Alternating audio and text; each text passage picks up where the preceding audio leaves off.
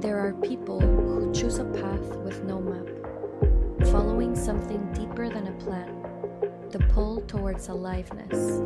They walk with purpose on their step, delusionally committed towards the life only they could have built. I am Syra, and for years I've been having those conversations in private. Consciousness, love, death, spirituality, business artistry, and altered states of consciousness. The kinds of conversations that stay with you, that reorder things within you. This is me finally opening the door.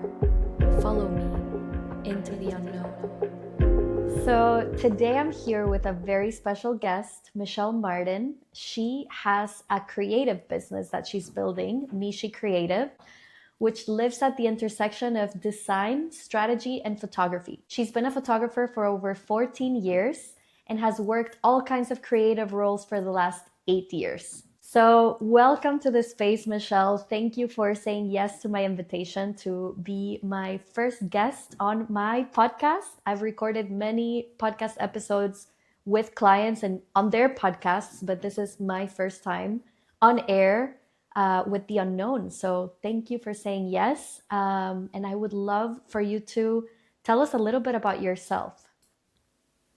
Yeah, so first off, thank you for having me. I'm so excited. This is also my first podcast, so new experiences all around. So yeah, I'm Michelle. I am American, originally from the Midwest, but I moved to Europe about 6 years ago. I moved to Spain, spent 3 years there, and then I'm on my third year in Lisbon, Portugal. And I have, like you mentioned, like a breadth of creative role experience. But this past year, I decided to really start something new and create my own creative business. So after a few years of being in the agency setting, I also got a master's in branding and strategy. I decided it was time for me to finally do my own thing. And since last April is when I officially started in this new chapter. I have grown so much and learned so many things, and a lot of that is thanks to you. I love that I've been able to be a part of that process and just see your transformation over the past, what is it, like 8-9 months? It's been absolutely incredible. So I always, when I start working with someone, I ask them to visualize what life could look like and what their business could look like a year from when they decide to go all in on their creative business, on their purpose, and just really being visible in the type of work that they do. So I've known you for less than a year, but just seeing everything that you're creating is incredible. And I would love for you to tell us maybe a bit of a recap of what happened in the last year, because based on our private conversations, you've told me that it's night and day from last year to now. So where were you at this time in 2025? Yeah, so I think to really go back to where I am now, I have to go a little bit back to the end of 2024. So I was in my creative agency role. So just a little bit of background there. I worked for a small boutique creative agency here in Lisbon.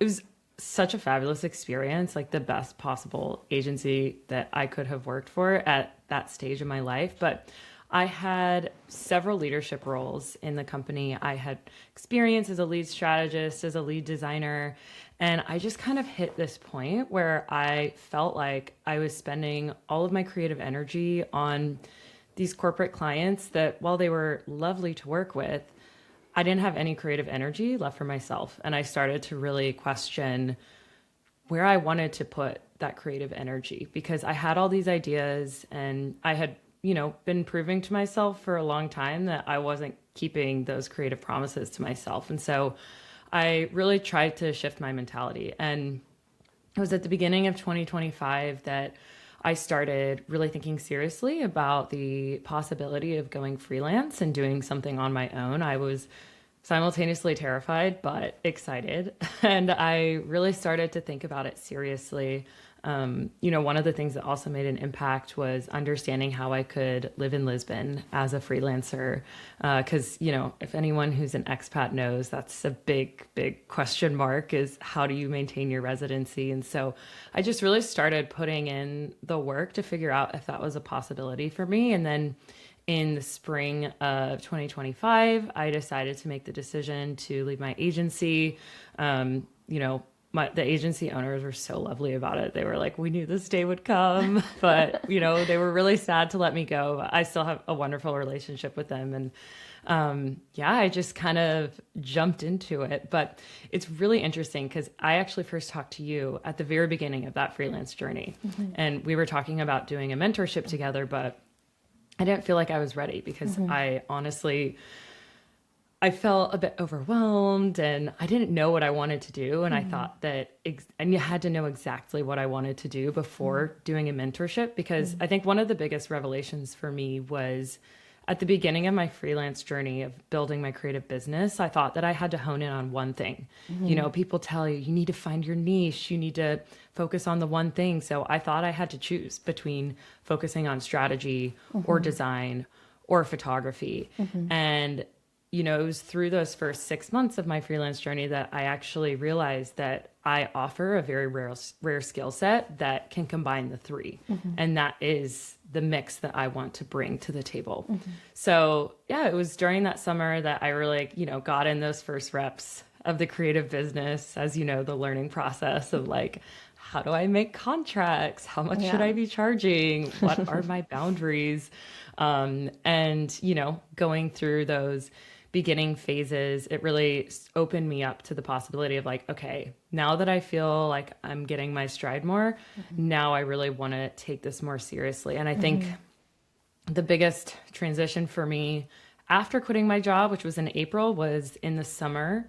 I felt like this disappointment in myself, like, okay, so you've done this huge change, but like, what's next? And I felt this antsiness. And it was in that moment that I decided like, okay, I'm going to take full control of my reality, full responsibility for how this is going to go. And I started working with you alongside with a personal trainer, which was really important to me actually, because at the time I wanted to expand my relationship with exercise again, because I recognize that has such a direct impact on my mental health on a personal level and on the business level. And so it was really, I would say in September that I almost treated that as my new year. And I had all these New Year's resolutions starting in September of like, okay, this is the new chapter of my business. I have the first 6 months under my belt working out the kinks. And, since then, I just feel like I've gained so much clarity on who I want to serve, what I want to do,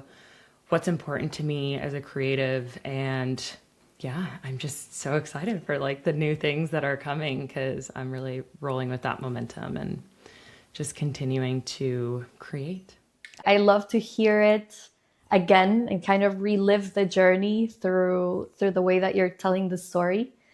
And I remember you first contacted me around mentorship after hearing me on a podcast from another one of my clients, actually, my first ever mentorship client, Jimena. And she's also an amazing, amazing case study for this kind of work. And you actually contacted me when you were about to quit your job. So you were in the process of making that transition. And then I remember very quickly after you signed your first client that gave you a bit of security.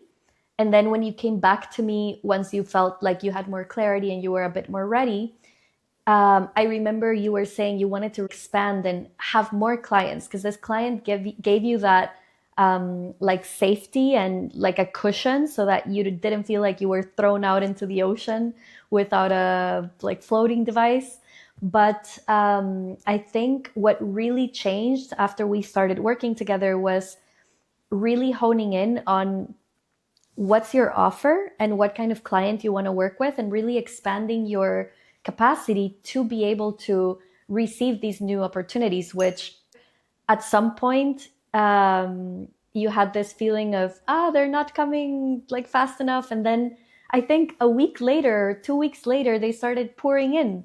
So I'm just so grateful to be able to see that transformation and see you coming into this new year with all of this renewed energy and so many opportunities that are coming your way. And you mentioned that you worked with this fitness mentor, which then became a client or opened the door to new opportunities, right? Yeah, so it was really interesting. Like in the summer, I was looking into using her as a personal trainer, and we just really connected. And I immediately saw that she was such a good opportunity for a branding partnership. So we decided to really use each other to expand our brand presence, and I redid her entire brand identity. She's been my personal trainer for the last like 4 months. I traveled to New York, did a personal brand shoot for her. It was just like the coolest collaboration. And I think that was a really important step for me refining the kind of person that I really want to work with, which is mainly founders and other creatives. You know, I want to feel like I'm making this high impact and working on branding and strategy and creative work that really makes an impact. Because I think one of my biggest, I don't know, one of the shortcomings of my agency job was I was putting all this creative work into these massive corporate clients. And I'm like, what is the impact here? Like, do these people actually care? No, they're on these marketing teams. There's so many stakeholders. And even some of the industries I was working in, I didn't quite ethically agree with. And so I was like, okay, I want to work at the highest impact level as possible, which for me is on this one-on-one level with founders, small business owners, other creatives who are building their personal brands, building their businesses. And, you know, to me, it's like a highly emotional and personal thing. And so I get to, work with them on that level. So going back to my fitness client, she's amazing. I love her so much. She's just such a badass business gal too. You know, she was really important in me clarifying the type of person that I want to work with and collaborate with. And I remember when you were telling me about New York and how you had this shoot secured and you wanted this trip to really open new doors to more of this kind of collaboration or this kind of client. And after I saw that shoot, I was like, holy shit, your work is so good. I was immediately like, I need to hire you to do my brand shoot, which is in the works. I hope in the next couple of months we are able to materialize it. And I felt so inspired seeing your expression.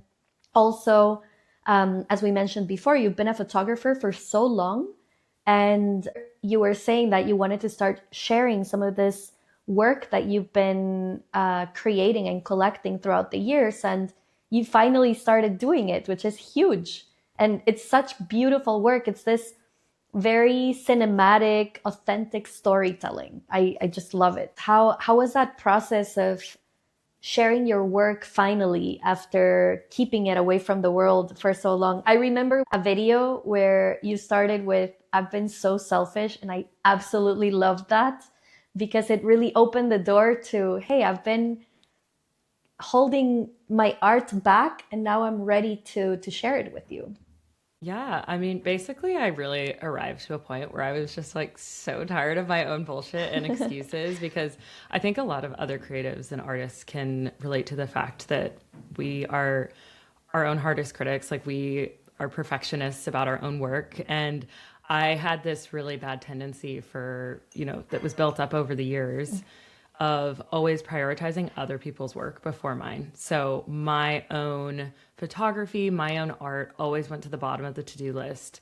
And it was actually during the months of October, mainly October, it was really scary, but I kind of put a bit of a pause on new client work because I was like, I need to take my personal brand so seriously. So I worked every single day on my personal brand.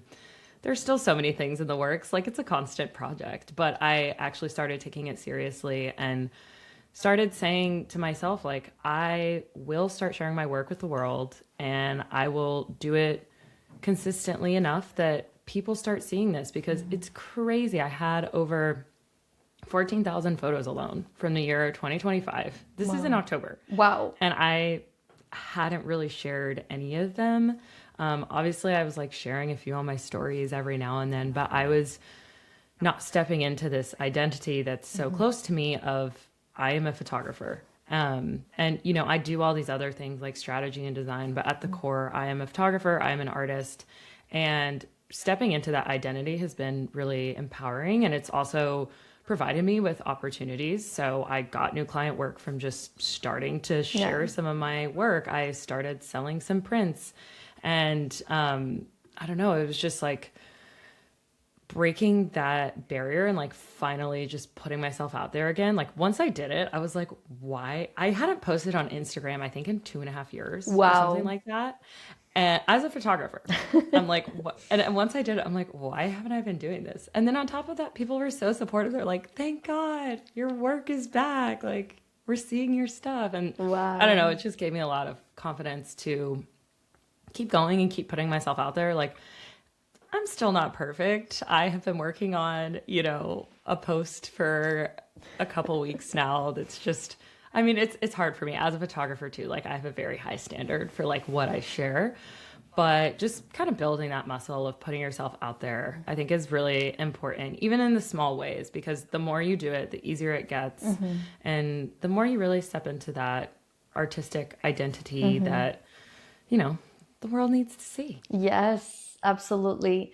I feel like also I resonated a lot with what you said, specifically the part of like it's such a blessing to even have client work. It's such a blessing for people to want to hire us to support them with design, with their brands, with their websites, things like that. And then it's so easy to get caught up in the opportunities that you let go of your creative expression that you do for pleasure and for your own expression, you know.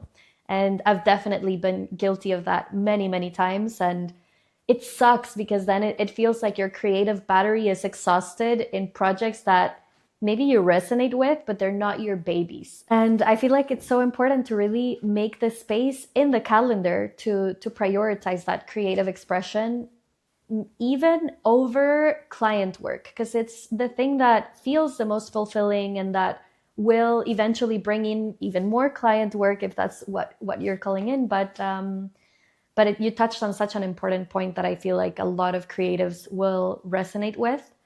And the other part is when it comes to posting on social media, I think people are this. I've heard this from a lot of people that I've worked with in personal branding and my creatives as well. And I've gone through it myself, which is feeling like people are judging you, or the fear of being cringe, or am I good enough, or is my work good enough? Are people going to notice this tiny mistake or this little thing that's not perfect? And most of the time they don't. And you post it and you see people's reactions and celebration of it and desire to want more of it. It's just so encouraging and beautiful, and a reminder that the world needs your art and that you're being selfish by not sharing it. So when you do, it's like, you can offload it from your computer, from your hard drive, and from your mind as well. You mentioned something in one of our conversations that was about the shift in mindset that you had to have in order to be able to do this career transition. I mean, I think this was probably the biggest shift whenever I think about last year, because last year was a big year for me, like a lot of transitions. But there's clearly a before and after of when I started really taking mindset work seriously. Prior to September, which is when I started working with you, I started working with my personal trainer. I had a bit of a victim mindset, I'm not going to lie. Especially for me, like a topic that's always been really, I don't know, loaded is financial prosperity. Because as an American living in Europe, my financial reality is different than if I were in America, you know, making money at a corporate job or at an American company. And so I always had a bit of this mindset of like, I'm never going to be as successful as my American peers. And that was the narrative I had told myself for years, like honestly, since moving to Europe. And I finally just got so fed up with this victim mindset. And I was like, all right, we're going to change the narrative. And I started learning a lot about neuroplasticity with my fitness coach. I started really leaning into some of your visualization techniques. And I started doing a daily practice of writing every day and a bit of meditation, and always making time to really have that reflective part of my day. And, you know, people can believe in these tactics all that they want or not, but they have really, really worked for me. Just the consistent practice of like slowing down, stepping into my identity, you know, through visualization techniques, through just writing about your goals, not in a way of like, I want to make X amount of money per month. It's more about writing, who is the person that you want to be? And then you start noticing you start acting just without much resistance in a way that that person that you're imagining you could be, that's how they would act. And I've noticed that it's been really effective for me. And without a doubt, the most tangible and emotional change that I felt in my life is whenever I really started adopting some of these practices and learning a bit more about, neuroplasticity, habit formation, and just these visualization techniques that have been really, really, I don't know, helpful for me. And I hope that, you know, and just talking about them a bit, I can open up some curiosity for other people to get into that. Yes, I resonate with it a lot. That's also been a huge part, if not the biggest part, of my own journey as a creative and having online businesses and doing life in an alternative way, because it's all about training your belief system, your subconscious mind, which is about 90% of your brain, to adopt this new operating system, this new thoughtware that is of the identity of the person who is able and is worthy of the reality that you want. So once you start believing that at that core of the subconscious, it's almost like you can go about your day not changing anything consciously, but things start to change because your beliefs changed. So, and I really believe that your beliefs create your reality. And we're talking about being a creative, but it's also about being the creator of your reality. We've talked about that as well, which is the opposite of being a victim of circumstance. So I'm just over the moon to hear that this mindset shift has been such a big part of your journey as it was for me. And I hope that it inspires more people to be curious, because it's really not about, I mean, yes, you have to put in the hours, but it's going to save you so much energy and time when you work with the subconscious and with your energy at the same time that you're doing that, so that you're not just hustling, but believing that you don't deserve to get the results of that hustle, and then you don't get the results. So yeah, that's a really powerful one. Yeah, I just have something to say here too. I think if I were to identify like the biggest one huge mindset shift, was this whole idea of like things are happening to me and I'm creating the things that are happening, like that shift. And also just having like so much belief in yourself. Like whenever you're a freelancer or you're building a business, you have to have that bit of delusion of like, oh my God, I am making this happen. This is happening. Like when I was in October, just focusing on my personal brand, not really bringing in much client income, I had to lean into this just almost delusional belief in yourself, but it's because you know that that is what you want to do, and that, you know, short-term sacrifice, but long-term gain, like, and just having that foundation of self-belief and trust in yourself was, it's absolutely essential. I remember that around that time, we had one of our one-on-one calls, and you were telling me about how you had chosen to stop your work with this main client just because of the boundaries of the container weren't feeling that good, and you wanted to just take matters into your own hands and shift that dynamic. And at the same time, closing the door to that opened the door to this new possibility of working with clients like the fitness trainer, and later on getting this opportunity to work with the boutique agency that you're doing work with now, which I hear is amazing. So I would love to hear more about that, how you were leaning into what you wanted, but you were also leaning away from the things that didn't feel good and that didn't honor the way that you wanted to work. Can you tell me more about that? I mean, I think this goes all the way back to actually the beginning of 2025. I think the biggest shift also that I found from like a creative energy standpoint was I read this book called 4,000 Weeks, and it really talks about your life is made up of what you pay attention to and what you put your energy into. And that just really shifted my perception of where I wanted to put my energy. And then, going through those first months of my freelance journey, I felt like I was putting energy into some client work. It wasn't all bad. Like there were times where I was like, this is amazing. This is exactly what I want to do. I flew out to New Orleans to do like a 5-day content shoot, and it was unreal. Like it was so fun. But then, on the other hand, there was some work that I was doing that I wasn't so enthusiastic about.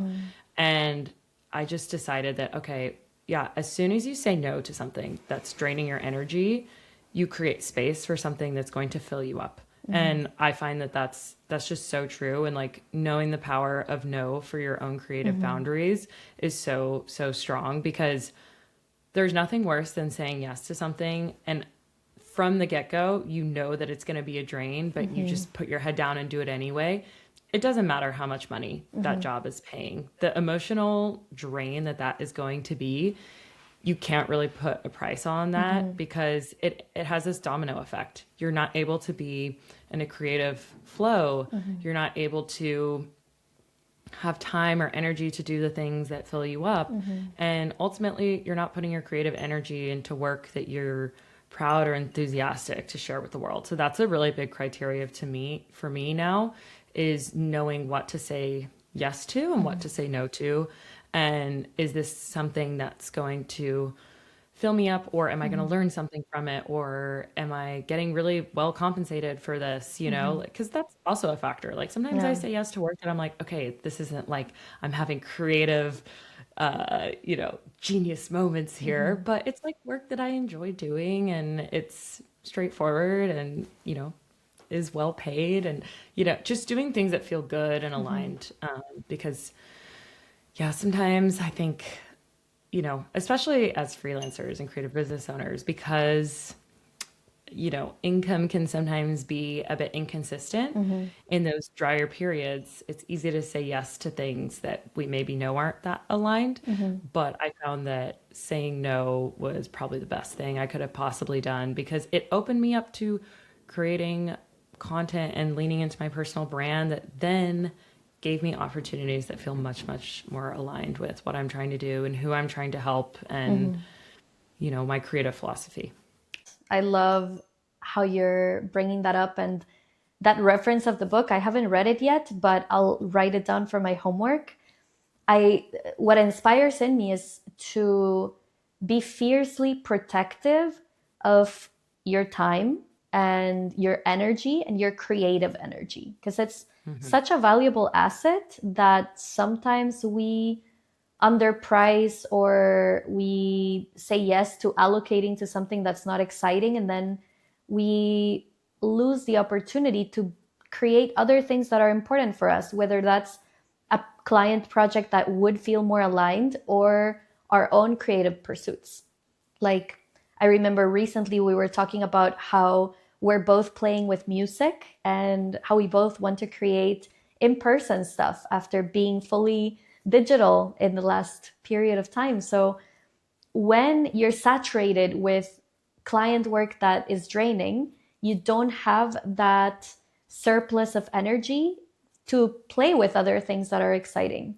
And with that, I would really, really love to know, what's your journey like as a musician, and what do you envision for these other creative avenues, like creating events, bringing people together? Tell me a bit more. Yeah, so okay, I have so many creative goals for 2026, but they're really, I don't know, it just feels like the culmination of a lot of pent up creative energy that I've had for years that I've been kind of suppressing or not giving space to in my life. So, one of the biggest ones is music. So, my partner, he's a musician and he's been in several bands here in Portugal. And since last May, we've been creating an album and now we have like a fully formed band. There's going to be five of us. We're going to start recording the album in the studio next month, start performing live this year. That's going to be one of the craziest, Wow. most like uncomfortable things that I will ever do is like performing on a stage, but we're going to get there. And I'm just like so excited because it's the practice of making music is so cool. And I find it absolutely fascinating as someone who's a visual artist to learn about a different medium completely. Like I've really leaned into writing lyrics for the album, which brings me to another passion of mine, which I have kind of let sit dormant for a while, which is writing. It was always my favorite subject in high school. And, you know, I have always been just a natural writer, like journaling and writing casual poems and things here and there. But that's something I'm really trying to step into and bring to the world and publishing actual articles and pieces for people to read, because I see it as an extension of my photography as well. You know, sense of place and visuals to me are very much tied to written prose and how we can, you know, talk about photography in a little more depth rather than just seeing it. And then, you know, another huge creative endeavor of mine has been ceramics. I started Oh. doing ceramics classes last summer and I love them so much. It's just like, it's my weekly ritual. I go every Thursday morning just for 2 hours. And it's like, it kind of roots me, you know, because throughout the weeks, things can get a little crazy with client projects and running around, keeping up with social things. But knowing that I always have my 2 hours of peace every Thursday morning is just, I love that it's in during the week. You know, it's like it forces me to slow down in the middle of the week and reconnect with that. And what I love about ceramics is like you cannot speed the process. Like actually the more you rush, the worse the result is. So you have to really just be patient. And they have a phrase in my ceramic studio of like the clay has memory. So, you know, like every single thing you do with it is gonna remember. So, you know, you have to treat it with a lot of patience and care. So yeah, that's I just like have been really loving exploring different mediums and understanding that it's all related. Like your creative muscle can span different mediums and be used across different things. And it's really cool to bring these different mediums and mix and match them, you know, bringing my writing to the music part, bringing, you know, even photography and visual arts, like that's going to start playing a role in the band as we start defining the visual Beautiful. identity of the project. So, yeah, I'm having way too much fun just like blending all of these things and, you know, intentionally making space within my weeks and my days to foster that creativity has been really, really important to me and essential for, I don't know, my well-being. We love creative endeavors. I love that you're bringing that up too, because it kind of ties to what we were talking about earlier with when you use your creativity for something that drains your energy, then you don't have that extra resource to allow that creativity to be your medicine, to bring you back to the center. And as creatives and artists, I feel like that's our lifeline. Like we need to have it as a therapy almost, not just as our work, but leave some for just for fun. Leave some for fun, leave some for mental health, leave some just because. You've also told me a little bit about this ceramic studio and how there's also a door for collaboration there, which is amazing. Um, you told me this, I think, a couple of months ago, and you mentioned that you wanted to host some kind of event in this space. Is that still something that's feeling present for you? Yes, for sure. So I love my ceramic studio. Shout out to Tijolu. If you're in Lisbon looking for ceramics class, they're the best. I take photos and videos for them and I'm kind of their little marketing gal and they're just so lovely. And I have wanted for a long time to create a space for female creatives, especially to have a sense of community, because I feel like as creatives, sometimes we're working in silos. And I have a really great network of creative connections here in Lisbon, but I feel like they don't all know each other. So I really am looking to connect people. I don't want to make it just exclusively for women, but I want to start out with these kind of like female creative circles, where we're sharing each other's ideas. And eventually I am planning on doing a collaborative gallery opening. So having different women display their work. I have some like fabulous musician friends as well doing performances, and just kind of making it a celebration, because it can get lonely out here, and sometimes you don't know where to display your work or who's gonna see it. And I really want to bring together different voices. And as I said, like, I have learned so much this past year from this kind of cross creative pollination of like, okay, I'm learning from ceramics and I'm bringing that into my photography practice. And I want to kind of create a space where creatives who work in different mediums can share more about what they do, about their craft, and really just open up the possibilities of what we can create collaboratively. And I'm just, that's my dream. And then long term picture, I have this crazy dream of mentoring teens and kids who don't have access to the arts. I really want to connect like artistic professionals with teenagers, because that taps into the whole side of me that used to be a high school teacher for 2 years in Madrid, Spain. So I just like, I don't know. I think teenagers are like the most underrated population. No one listens to them. And especially in like, I don't know, to the extent of this in Portugal, but when I was in Spain, like arts education has just been absolutely slashed. Kids don't think that there's a future in creative fields and in the arts. And I don't know, that's just not the case.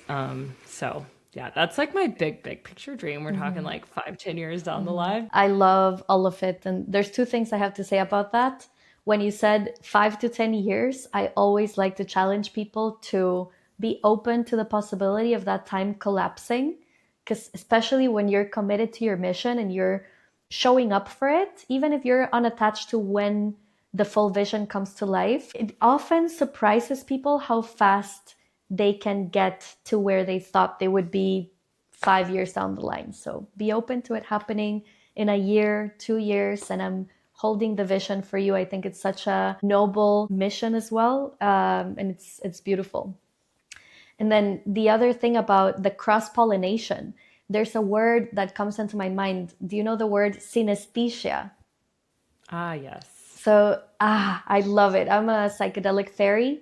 And synesthesia, for the ones that are listening that don't know what it is when the senses kind of get mixed up. So it's like you can almost taste color, or you can hear visuals, or you can imagine how a sound feels like in your fingers, And it's something that I feel creative and artist brains tend to do a lot. For me, cooking is one of those things where cooking, music, and creating visuals, it feels like I'm using the same part of my brain, but it's completely different expressions of where the creative energy wants to go. But sometimes when we allow those mediums to kind of come together, it's such an interesting experience. And also to experience yourself as an artist that can touch different mediums is just a really cool experiment if you haven't explored it. And for you, Michelle, it sounds like you already are this all-around creative, which is a philosophy that I resonate with a lot. Is there anything that you haven't explored yet, or an avenue that you're curious about but that you haven't tasted yet? Ooh, that's a great question. I've told myself for the longest time that I'm not a good painter, or I can't draw super well. So I'd be curious to see if that's, I don't know, still the case. Maybe I should explore that a bit. definitely for now, I want to like challenge the ceramics part a little bit more. I think that, I've just been in this learning phase, but yeah, I don't know. I'm like pretty content with the little mix I have right now, but I know that that's gonna expand in the future. Something I do want to, like my next thing of like, oh, what I want to learn is I want to learn another language. Oh, yes. Which I feel is connected to creativity like so much. I love being able to speak multiple languages because I speak Spanish, Portuguese, and English. And I finally feel like my Portuguese is in a place where I'm like, okay, I can move on to the next the next one. So because it's crazy. It like opens you up to like whole new worlds and whole new artists too, because if you can understand the language, you can have access to all these other artists creating cool things. Really interesting. We have so many parallels that I already knew about, but I'm discovering even more throughout this conversation. But yeah, beautiful. So, Michelle, I would love to know if people want to engage with you, if they want to be in your world, how can they be a part of it? Like what are you currently offering to people? What's happening in Mishi Creative's universe? So in terms of like following, I will be expanding my channels. I'm going to be launching a Substack soon. But for now, the main channel would be Instagram, my personal Instagram, Mishi Martin. And if you want to work with me, I really focus on bringing clarity to founders and other creatives. And like we were talking about before, I work at that intersection of strategy, design, and photography. The core offer that I'm leaning into right now is called the Flow State Framework. And it's a 3-month plus or minus, depending on your needs, personal brand transformation in which I use a combination of strategy, design, and mindset work to completely transform your personal brand so that you can have a sustainable system for growing and speaking to all the people that are relevant to your brand and what you're trying to create. So I love working with people one-on-one, small business owners, founders, to just really help you find your stride. I have created this system that it worked for me, and I'm bringing it to the world and helping other people. Exciting, beautiful. And if you want to be a part of a community of other creatives that are doing this together, join me and Michelle in Booked Out Creative, which is where we connected and where we're sharing these projects with each other and giving each other feedback on how we're doing and just having that village to support you and to help you connect to other opportunities is such a valuable experience as well. And we would love to grow the party. Yes, can't recommend it highly enough.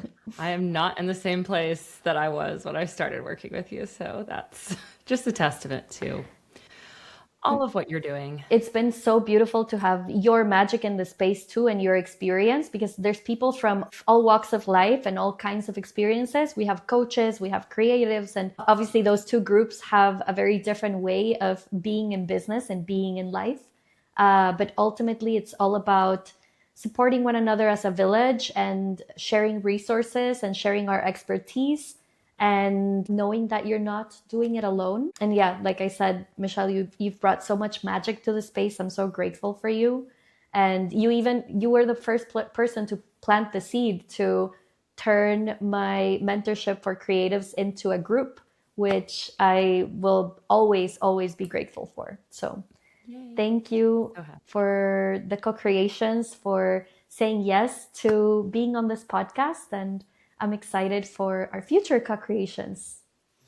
Me too. It's going to be great.